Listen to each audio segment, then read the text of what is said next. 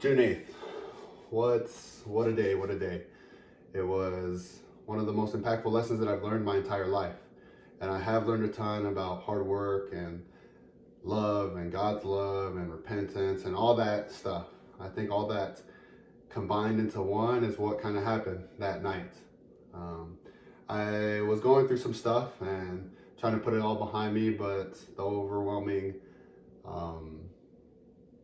feeling of just not taking it anymore, of maybe those mountains being too high to conquer, I decided to go out with a couple cousins that were down visiting from California, and they wanted to go out, and they drank and I didn't. I never have, and that night, just because I felt like I needed to get away in a sense, I decided to taste alcohol for the first time. That night I also decided to get behind the wheel, and when I got pulled over that next day, when I woke up and I was in a cell. It taught me one of the most important lessons that I've ever felt, and that is that if no one got you, know that one person got you, and is always on your side, and that's God.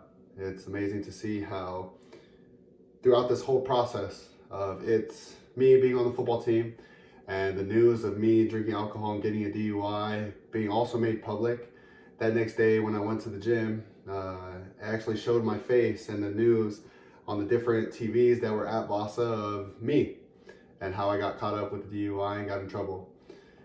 And it was interesting to see also the amount of people that you think are behind you and think that support you, but they're really not. So there was a lot of much prayer, a lot of self-doubt,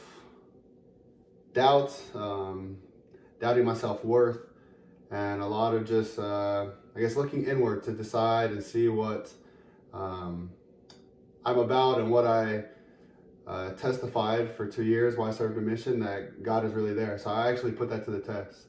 I've never doubted up until this point, to where almost every single night I felt like I was alone.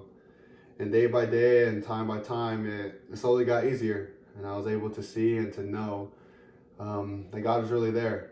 One of the scriptures in Matthew 28, I think it's verse 28, I think it's chapter 19, it states, pretty much talks about like, if any of you that are heavy laden and heavy burden, pretty much bring it to Christ.